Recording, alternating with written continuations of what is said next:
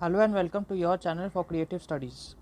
तो आज हम लोग लास्ट जो पार्ट है ये वीडियो का paper analysis for BEGG 172 language and linguistics इसके बारे में देखेंगे। ठीक है, तो ये दिसंबर 2022 पेपर में आया था ये पेपर एंड हम लोग जो लास्ट कुछ क्वेश्चंस हैं उस क्वेश्चंस को थोड़े देखेंगे। अगर आपको पता होगा कि इससे पहले मैंने जो वीडियोस बताए थे उसमें short answer type and long answer के क्वेश्चन नंबर 7 तक मैंने करवा दिए थे। ठीक है, अब हम लोग स्टार्ट करेंगे क्वेश्चन नंबर 8 से। Citing examples explain how the noun phrases are structured.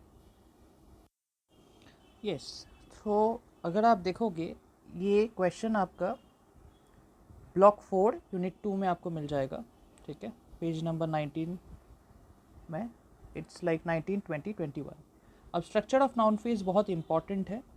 Like noun के कितने पार्ट्स हैं, नाउन फ्रेज का क्या क्या पार्ट्स है उसके बारे में हम लोग देखेंगे। ठीक है, तो नाउन फ्रेज क्या होता है? नाउन फ्रेज का मतलब ये होता है कि are the phrases that contain noun as the keyword. मतलब वो सिर्फ सिंगल वर्ड नहीं है, नाउन के साथ कुछ मतलब ऐड किया गया है एज अ फ्रेज। फ्रेज मतलब एक सेंटेंस की तरह। तो a noun phrase must contain a noun which is usually called the head noun. अब नाउन फ्रेज में एक हेड नाउन होना चाहिए जिसको नाउन फ्रेज के अंदर में होना चाहिए एक सेंटेंस में। Like Indians have become leaders in computers. ठीक है, तो ऐसे ही टाइप के बहुत सारे नाउन फ्रेज के एग्जाम्पल्स दिया गया है कि क्लाउड्स ब्रिंग रेन। ठीक है, अब यहाँ पर अगर आप देख सकते हो कि नाउन फ्रेज के डिफरेंट टाइप्स ऑफ पार्ट्स भी हैं। ठीक है, जो स्ट्रक्चर को डिफाइन करता है। तो यहाँ पर एक स्कीमेटिक चीज़ देख दिया गया है। ये क्वेश्चन अगर आप अटेम्प्ट करते हो, जैसे नाउन फ्रेज इंपॉर्टेंट है वैसे ही वर्ब फ्रेज इंपॉर्टेंट है। तो नाउन फ्रेज बहुत इंपॉर्टेंट क्वेश्चन है, आपके असाइनमेंट में और टर्म एंड क्वेश्चन में भी आया था। वर्ब फ्रेज आपके बुक में है, वर्ब फ्रेज को आप अच्छे से देख लीजिएगा। ठीक है, तो यहाँ पर क्या है कि डिटर्मिनर्स, जैसे डिटर्मिनर्स है, ऑर्डिनल्स है, क्वांटिफायर्स है, एडजेक्टिव फ्रेजेस है, क्लासिफायर्स है एंड प्री डिटरमाइनर्स है। ठीक है, प्री डिटरमाइनर्स। तो यहाँ पर जो ये चीज़ को बताया जा रहा है कि एलिमेंट्स कब आते हैं एक सेंटेंस में, ये इसका सीक्वेंस एक बताया गया है। जैसे NP मतलब नाउन फ्रेज, प्रीडेट मतलब प्री डिटर्मिनर्स, फिर डिटर्मिनर्स, फिर ऑर्डिनल्स, फिर क्वांटिफायर्स, फिर एडजेक्टिव फ्रेज एंड लास्ट में क्लास और नाउन।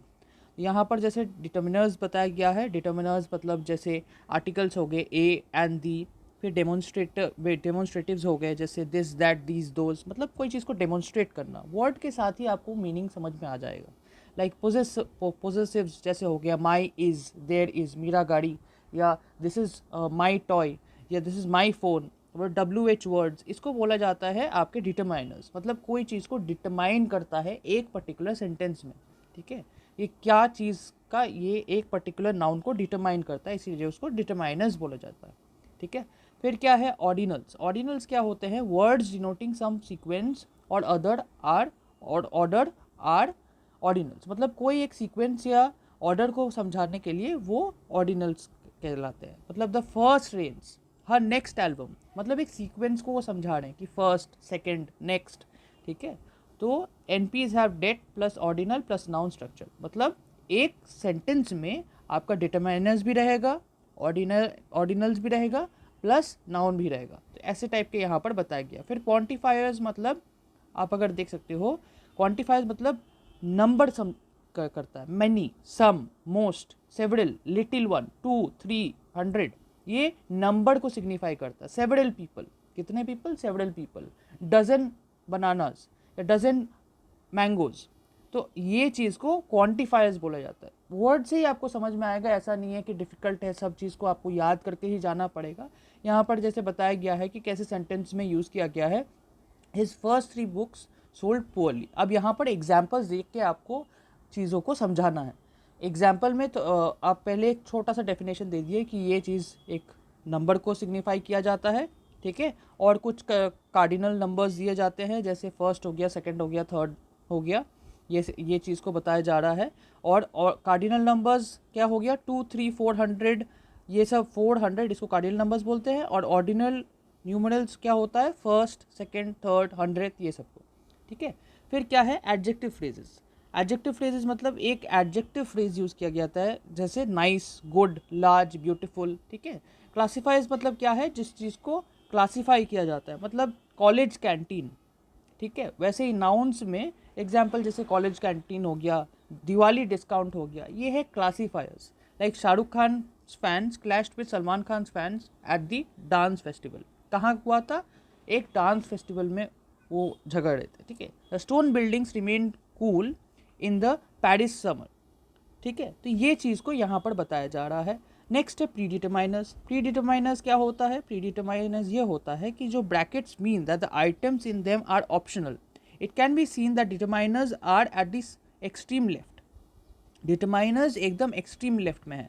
तो यहाँ पर अगर आप देखोगे जैसे such items which occur before determiners in an NP are called pre determiners, ठीक है।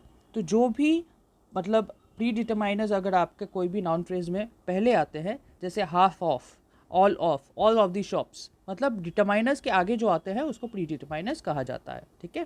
तो ये था आपका क्वेश्चन। अगर आप देखोगे यहाँ पर नीचे में भी क्वेश्चन यहाँ पर दिया गया है लेटर सम अप में, जैसे काउंटडाउन्स क्या है क्या नहीं है, ये चीज़ को आपका रिवीजन के हिसाब से आप इसको एक बार देख लेना, ठीक है। और असाइनमेंट जैसे मैंने बताया था उस चीज़ को भी अच्छे से आप देख लेना। Assignments and previous year questions अगर ये पेपर के लिए आप करके जाओगे तो उसमें कुछ ना कुछ कॉमन ज़रूर आएगा, ठीक है। हम लोग क्वेश्चन में जाते हैं 9 में, वो है how coordination is created in compound sentences. Compound sentences में कोऑर्डिनेशन कैसे क्रिएट किया जाता है and what are its semantic implications. पर देख सकते हो ये आपका ब्लॉक 4 यूनिट 4 में सब कॉन्टेक्स्ट 4.2 में आपको मिलेगा। यहाँ पर एक डायग्राम भी दिया गया है। अगर आप ये क्वेश्चंस में जब आंसर्स पूछे जा रहे हैं, अगर आप ऐसे टाइप के डायग्राम्स अगर बनाते हैं, जैसे कोऑर्डिनेटर में ये चीज़ जो है, ये चीज़ को अगर आप बनाते हैं तो बहुत इंपॉर्टेंट हो जाता है, ठीक है।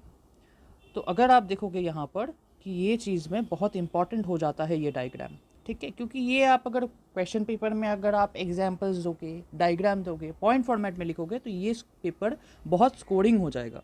तो आपको यहाँ पर कैसे समझना है ये चीज़ को कि कंपाउंड सेंटेंसेस कैसे कोऑर्डिनेशन क्रिएट किया जाता है। कोऑर्डिनेशन मतलब क्या है? इन क्लॉजेस जैसे कोऑर्डिनेटर्स हो गया, एंड और बट। कंजक्ट्स हो गया जैसे nevertheless, besides, however, in addition etcetera, ठीक है। फिर क्या है? कोरिलेटिव्स हो गया जैसे not only, but also, either और, neither, nor, both, and etcetera, ठीक है। तो यहाँ पर कुछ एग्जाम्पल्स दिए गए हैं। इस चीज़ को अगर आप देखोगे कि here are some examples of compound sentences which contain different links of coordination. अब यहाँ पर जैसे अगर आप देख सकते हो यहाँ से कोऑर्डिनेटर्स था, अब इस चीज़ का एग्जाम्पल भी हम लोग देखेंगे, ठीक है। तो here are some examples of compound sentences which contain different links of coordination. अब लिंक कैसे हुआ? सी मस्ट हरी नाउ और she will miss the train. अब ये के कौन सा यूज़ हुआ? कोऑर्डिनेटर्स यूज़ हुआ है, ठीक है। फिर नेक्स्ट क्या है? The new show on the TV is interesting but is still not popular. फिर से कोऑर्डिनेटर्स यूज़ हुआ है। तो ऐसे करके आप एग्जाम्पल्स यहाँ पर कुछ दे देना वो चीज़ को एक्सप्लेन करने के लिए।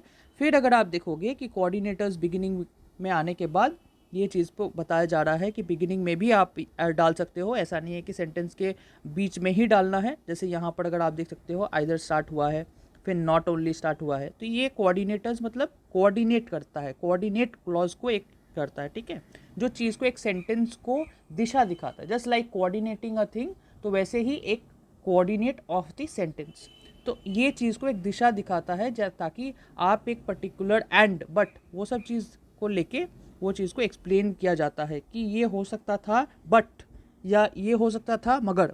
तो ये चीज़ का एक मतलब एक और एक पहलू या और एक पर्सपेक्टिव दिखाया जा रहा है।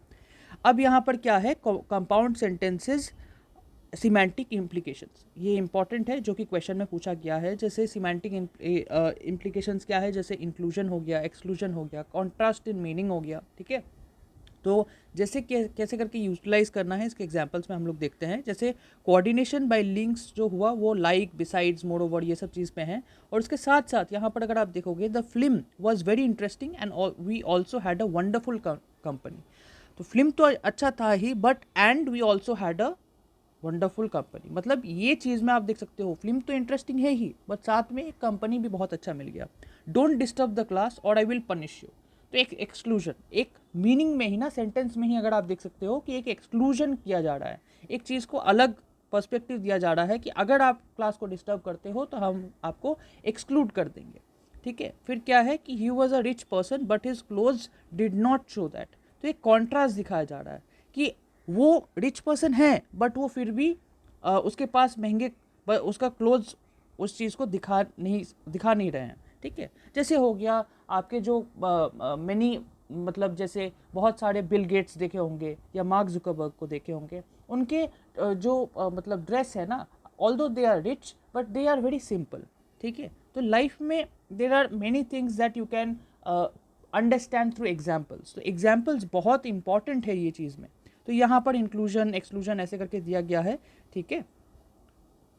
क्वेश्चन आपका ब्लॉक 4 यूनिट 4 सब कॉन्टेक्स्ट 4.2 पेज नंबर 46, 47 और 48 में मिलेगा। अब यहाँ पर आप एक चीज़ देख सकते हो कि क्वेश्चन नंबर 10 हमारे जो trace the development of structuralism in linguistics, ये वाला क्वेश्चन और ये वाला क्वेश्चन जो है इसमें क्या डिफरेंस है। एक जो 5th नंबर क्वेश्चन था, what is the difference between mentalist and structuralist, difference पूछा गया था कि उनके पर्सपेक्टिव में क्या डिफरेंस है। यहाँ पर पूछा गया है कि डेवलपमेंट ऑफ स्ट्रक्चरलिज्म, मतलब स्ट्रक्चरलिज्म कैसे ग्रो हुआ है, क्या क्या मूवमेंट्स हुए या क्या क्या चीज़ हुआ जो लिंग्विस्टिक्स में उसको ग्रोथ हुआ, या क्या क्या डिफरेंट पर्सपेक्टिव्स आए, इस चीज़ के बारे में यहाँ पर पूछा गया है। यहाँ पर देख सकते हैं फिर से ब्लॉक 1 यूनिट 2 में आपको मिल जाएगा, ये पेज नंबर 24 से ये क्वेश्चन स्टार्ट हो रहा है, ठीक है। ब्लॉक नंबर 1 का क्वेश्चन, ठीक है।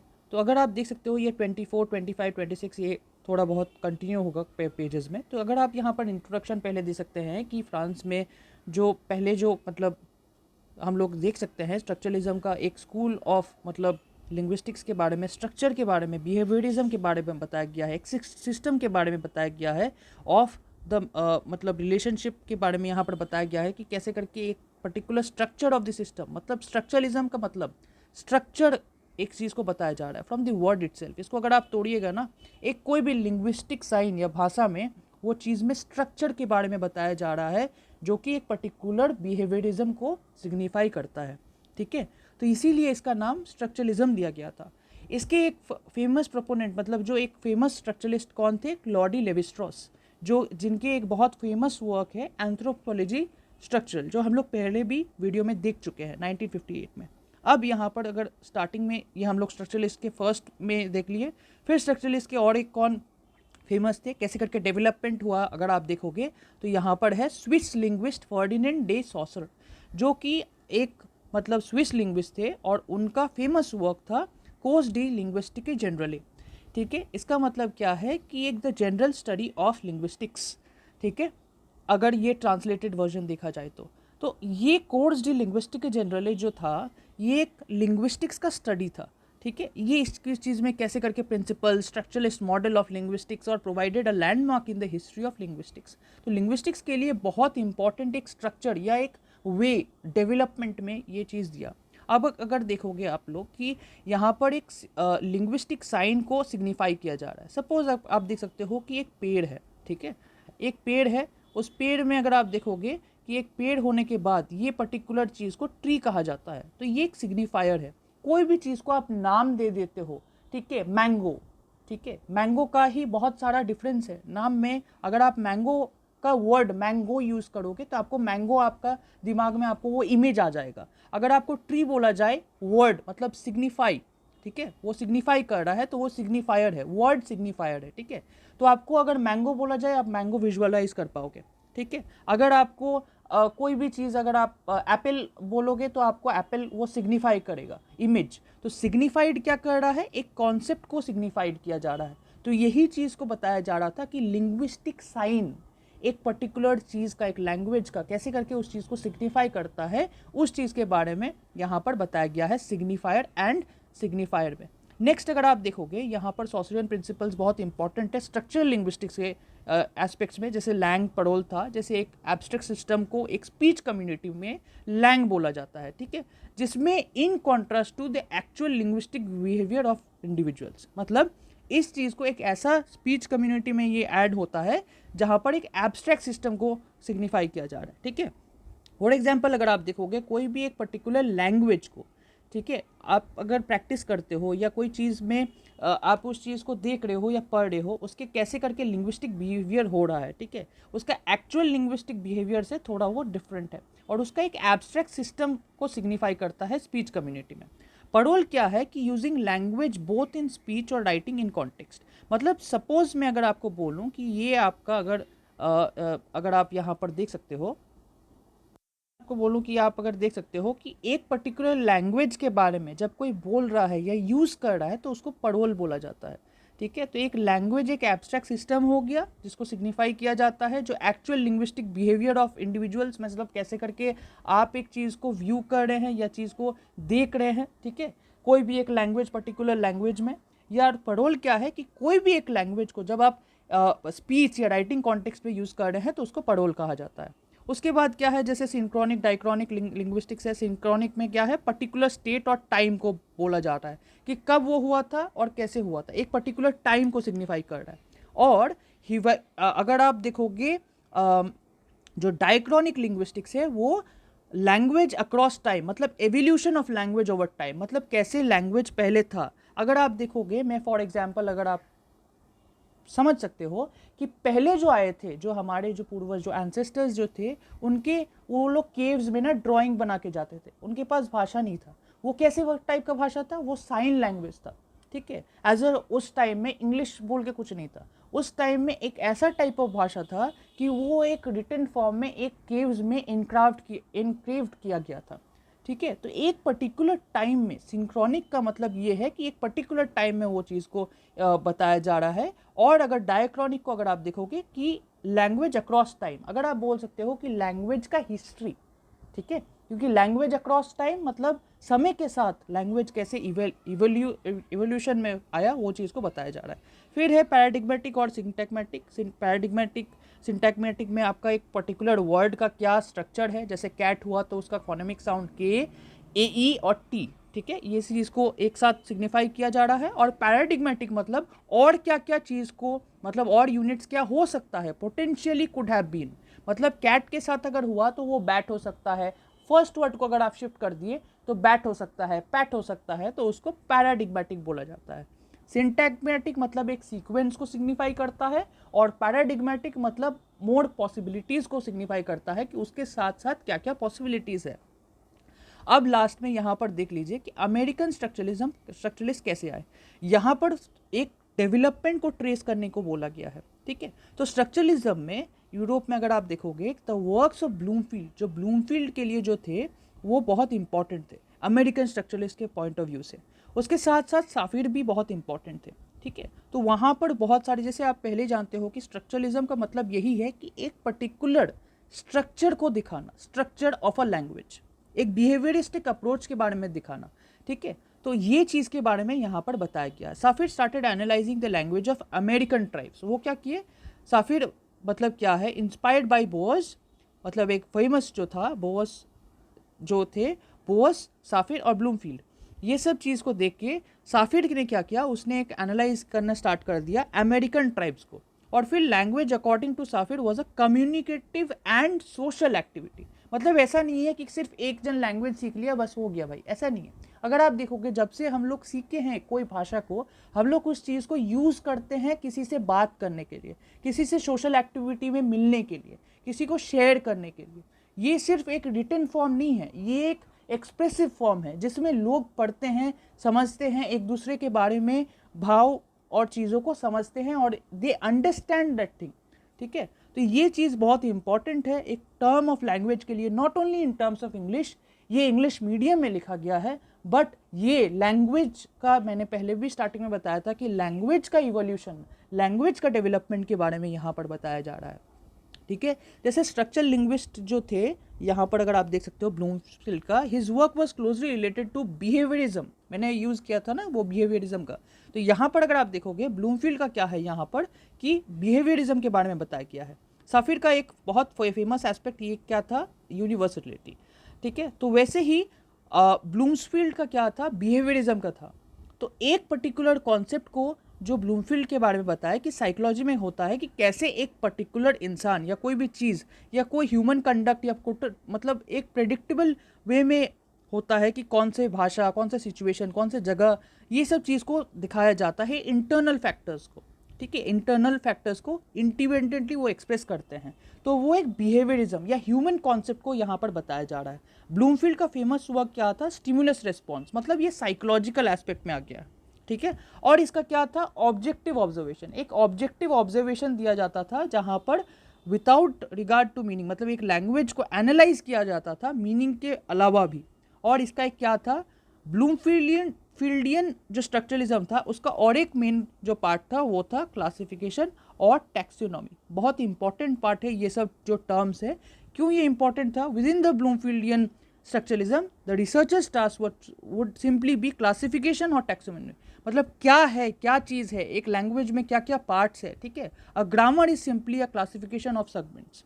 तो एक ग्रामर का जैसे होता है कि क्या चीज़ है, क्या उसका स्ट्रक्चर है, क्या उसका फोनिम्स है, मॉर्फिम्स है, वर्ड्स है, वर्ड ग्रुप्स है। एक पर्टिकुलर वर्ड आप पकड़ लीजिए, उस चीज़ को आप और तोड़ पाओगे कि नहीं, या नहीं और भी कुछ हो सकता है कि नहीं। या डिस्क्रिप्शन ऑफ अ लैंग्वेज, अगर आप देख सकते हो, structuralism of which American structuralism is the extreme formalising tendency thus introduced the epistemological Greek which was the flat description of language।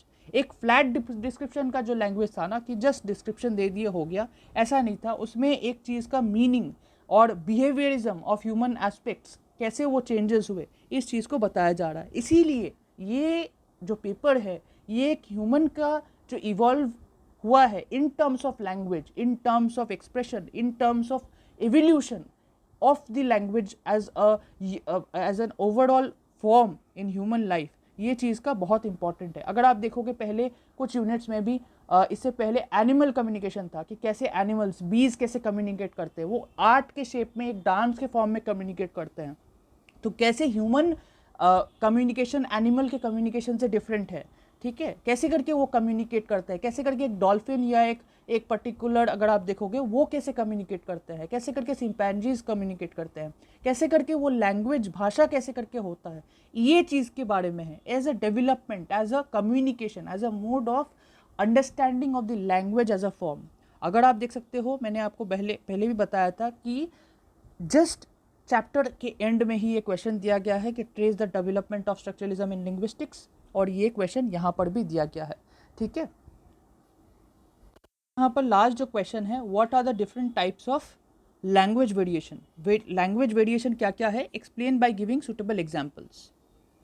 ये वाला पार्ट अगर आप देख सकते हो कि ये वाला पार्ट आपका कहाँ पर है, ब्लॉक 1 यूनिट 3 में आपको यहाँ पर मिल जाएगा, ठीक है। टाइप्स ऑफ वेरिएशन, सब कॉन्टेक्स्ट 3.2, पेज नंबर 38 से ये स्टार्ट हो रहा है, बट आपको यहाँ से स्टार्ट करना पड़ेगा अगर ये क्वेश्चन फिर से रिपीट हुआ तो, क्योंकि कुछ क्वेश्चंस रिपीट हो सकते हैं असाइनमेंट्स और प्रीवियस ईयर क्वेश्चन से। तो अगर आप ये पेपर ऑप्ट किए हैं तो वो चीज़ को बहुत अच्छे से आप देख लीजिएगा, ठीक है, ताकि आपके कुछ अगर क्वेश्चन रिपीट हुए तो आपके लिए इम्पॉर्टेंट रहेगा। अगर आपको ये बुक मटेरियल है तो ठीक है, नहीं तो अगर आप ई कॉपी से भी, अगर आप ज्ञान कोश से भी आप लेते हो, वो चीज़ को जस्ट समझ लीजिएगा, एक पर्टिकुलर चीज़ को, ठीक है। उसके बाद हम लोग ये चीज़ के बारे में देख रहे हैं कि कैसे करके अब वेरिएशंस के बारे में बताया जा रहा है। आप जब आंसर स्टार्ट कीजिएगा तो ऐसे करके आप स्टार्ट कर सकते हैं, जैसे यहाँ पर दिया गया है कि जियोग्राफिकल वेरिएशन होता है, रीजनल वेरिएशन होता है, कि पीपल कहाँ जियोग्राफिकली, मतलब डिफरेंट पीपल, डिफरेंट जगह, different types of way of expression of languages, ठीक है। फिर क्या है, social class variation. Social class मतलब डिफरेंट सोशल क्लास है, तो वैसे ही सोशल वेरिएशंस होते हैं। वैसे ही पर्सनल वेरिएशन, डिफरेंट लैंग्वेज का एक इंडिविजुअल एज, जेंडर, इसमें डिफरेंस आता है, तो उसका लैंग्वेज भी चेंज हो जाता है। सपोज पकड़ लीजिए कि एक छोटा बच्चा है और अभी हम लोग जैसे बहुत सारे लोग ग्रो अप हो चुके हैं, तो ऑफकोर्स उसका लैंग्वेज में चेंज आया है। फिर कास्ट वेरिएशन है, कास्ट मतलब डिफरेंट कास्ट का मतलब स्पीकिंग भी डिफरेंट होता है। फिर एथनिक वेरिएशन, एथनिक वेरिएशन मतलब इमिग्रेंट्स ऑफ कम्युनिटीज़, जैसे कोई डिफरेंट बैकग्राउंड या डोमिनेंट लैंग्वेज जो होता है उसका एक एथनिक वेरिएशन होता है। Such type of variation is witnessed in American and many other countries, मतलब उनके कुछ फीचर्स होते हैं जो उनके ही स्पेसिफिक एथनिक बैकग्राउंड के होते हैं, जो उनके डोमिनेंट लैंग्वेज होते हैं। तो अगर आप देखोगे एक लिंगुआ फ्रैंका बोल के एक चीज़ दिया गया यहाँ पर, lingua francas are created as a common language for communication when helped who speak different native languages come together for social और कमर्शियल पर्पस। लैंग्वेजेस का मतलब ये है कि जो people more than one language या कम्युनिकेशन के लिए बहुत सारे कॉमन लैंग्वेज में एक साथ आते हैं, जैसे इंग्लिश एक लिंगुआ फ्रैंका है, बहुत सारे लोग जो बाहर से आते हैं वो लिंगुआ फ्रैंका एक क्या होता है, वो बाहर से वो आते हैं और ये कॉमन लैंग्वेज हो जाता है कोई भी बिजनेस या कमर्शियल पर्पसेस के लिए, ठीक है। तो ये बहुत इंपॉर्टेंट टर्म पे आप देख लीजिएगा। फिर क्या है 3.3 में, ये आपके ब्लॉक 1 यूनिट 2 के ही आपको मिलेगा। यहाँ पर ज्योग्राफिकल वेरिएशन है, जैसे कोई भी न्यूजीलैंड का इंग्लिश कुछ अलग होगा, अमेरिकन इंग्लिश कुछ अलग होगा, यूनाइटेड किंगडम का कुछ अलग होगा। तो जैसे यहाँ पर AE मतलब अमेरिकन इंग्लिश हुआ, BE मतलब ब्रिटिश इंग्लिश है, और AUSE मतलब ऑस्ट्रेलियन इंग्लिश है। तो ये यहाँ पर एग्जाम्पल दिया गया है, जैसे टोमेटो, टोमेटो, टोमेटो और टोमेटो। तो फिर ज़ीब्रा एंड ज़ीब्रा, ठीक है। ये प्रोनाउंसिएशन पे है, विटामिन और विटामिन, तो ये प्रोनाउंसिएशन के ऊपर में है। डेटा, डेटा, ठीक है। तो ये इसका प्रोनाउंसिएशन में थोड़ा डिफरेंस है। काउच, जैसे यहाँ पर वोकेबलरी में भी कुछ डिफरेंस है, जैसे अमेरिकन इंग्लिश में काउच बोला जाता है, ब्रिटिश इंग्लिश में सोफ़ा बोला जाता है। गैस आपका अमेरिकन इंग्लिश में बोला जाता है, ब्रिटिश इंग्लिश में पेट्रोल बोला जाता है। तो ऐसे ही ये डिफरेंट मतलब रीजनल वेरिएशंस भी होते हैं। जैसे जियोग्राफिकल वेरिएशन हुआ, मतलब जियोग्राफिकल मतलब अक्रॉस कंट्रीज, और रीजनल वेरिएशन मतलब कोई पर्टिकुलर रीजनल में एक कंट्री में ही उसके अंदर में हो रहा है, ठीक है। जैसे खड़ी बोली है दिल्ली में, ठीक है। जैसे क्या हुआ, ट्री को पेड़ बोला जाता है भोजपुरी में, जो यूपी में है वो गाछ बोला जाता है, और बंगाली में भी उसको गाछ ही बोला जाता है। फिर अगर आप देखोगे खड़ी बोली में लाइट को रोशनी बोला जाता है, भोजपुरी में उसको अंजोर बोला जाता है, एंड बांग्ला में उसको बत्ती बोला जाता है या बाती बोला जाता है। इन पर्टिकुलर अगर बंगाली के टर्म में उसको बोला जाए तो बाती बोला जाता है, ठीक है। अब नेक्स्ट क्या है, social class variation. Social class variation मतलब क्या होता है, अगर आप जानते ही होंगे कि सोशल क्लास वेरिएशन ये होता है कि सपोज पकड़ लीजिए कैसे करके पेरेंट्स फ्रेंड्स में आप कैसे बात करते हो। पेरेंट्स और फ्रेंड्स का कुछ अलग रेस्पेक्ट होगा, और कलीग्स या जो आप किसी सब्जी वाले से बात करते हो तो आप तुम जो अगर होता है ना, तो वो चेंज हो जाता है। आप अपने फ्रेंड्स और फैमिली मेम्बर्स के साथ और एक मतलब रिलेशन और इमोशन शेयर करते हो, और दूसरे जो अनजान लोग हैं या जिससे आप कम मिलते हो उनसे आप दूसरे तरीके से बात करते हो। तो ऐसे मतलब उसका डिनोटर्स अलग होते हैं, ठीक है। जैसे अगर आप किसी अगर बहुत क्लोज फ्रेंड होंगे तो उसको आप तू भी बोल दोगे, ठीक है। तो वैसे ही टाइप का एक चीज़ में यहाँ पर बताया जा रहा है कि यहाँ पर सबसे ज़्यादा इंपॉर्टेंट क्या है, यहाँ पर एक ये डेफिनेशन टाइप नहीं है, यहाँ पर जस्ट एक एग्जांपल दिया गया है कि कैसे करके एक पर्टिकुलर जो न्यूयॉर्क सिटी में एक हाइपोथेसिस मतलब एक चीज़ में एक्सपेरिमेंट किया गया था कि कैसे करके एक फ्लोर मैनेजमेंट जो है वो कैसे करके डिफरेंट लेवल ऑफ स्टोर्स में वो उनको दिए थे। उनको कुछ चीज़ बताया गया था कि आर कंट्रोल कैसे करके वो बात करने हैं स्पीच में, ठीक है। तो एक शॉपकीपर मॉल में वहाँ पर बताया गया कि कैसे करके वो बात कर रहे हैं, उनका कैसे टोन है।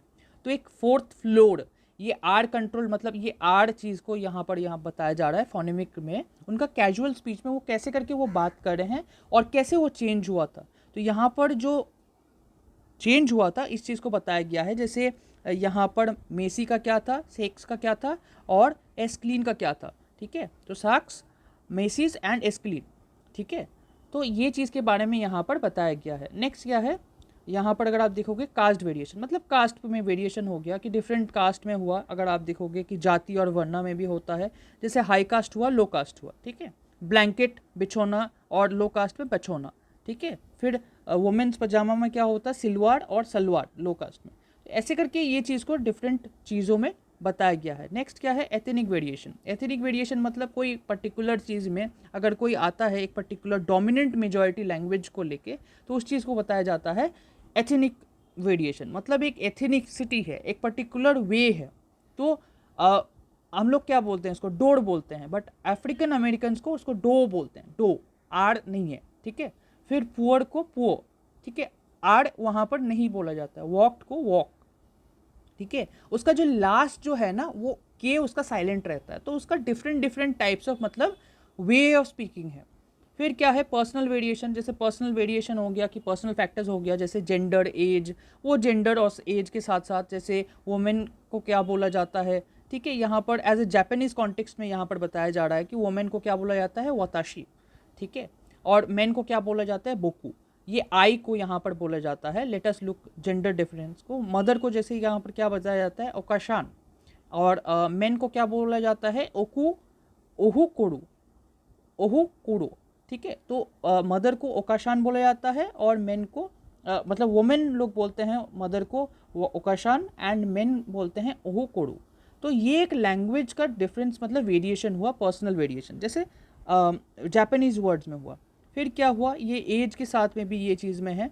तो ये था आपका लिंग्विस्टिक वेरिएशंस के डिफरेंट एस्पेक्ट्स। और ये एज के साथ लोग का डिफरेंस आता है कि पर्सनल में कैसे करके वो एज में वो आप बात करते हो, ओल्डर पीपल को आप कैसे करके आप देखे होंगे कि गॉड ब्लेस यू, वो आपको हमेशा ही मतलब आपके मतलब अच्छे से आपको ट्रीट करे, इसीलिए वो आप बोलते हैं कि भगवान आपका भला करे, ठीक है। तो आपको हमेशा ही आपको ब्लेस करते हैं। और आप जानते भी होंगे एक लैंग्वेज, एक कल्चर, एक इंडियन पर्सपेक्टिव में हमारे जो ब्लेसिंग्स जो हैं बड़े जो देते हैं उनके ऊपर में आधार में ही हम लोग बड़े होते हैं। तो यही था last part of the video. आप ज़रूर से प्रीवियस ईयर क्वेश्चंस के चीज़ों को देखिए, ठीक है। पेज नंबर और चीज़ों को मैंने बताया है, जितना मैंने मेरे पास जो एक्सप्लेनेशन वे था। Please look into the assignment questions and this is it from my side. I wish you all the very best for the upcoming examinations. अगर हो सके तो लॉन्ग आंसर से आप स्टार्ट कीजिएगा। कोई भी 4 आपको करना है 7 में से, यहाँ पर टोटल 7 ऑप्शंस है। मैंने 3 पहले वीडियो में किया था, 4 वीडियोज़ मैंने इस वाले वीडियो में किया ताकि मैं आप लोग को अच्छे से एक्सप्लेन कर पाऊँ। Thank you so much, and if you are new to this channel, please like and subscribe.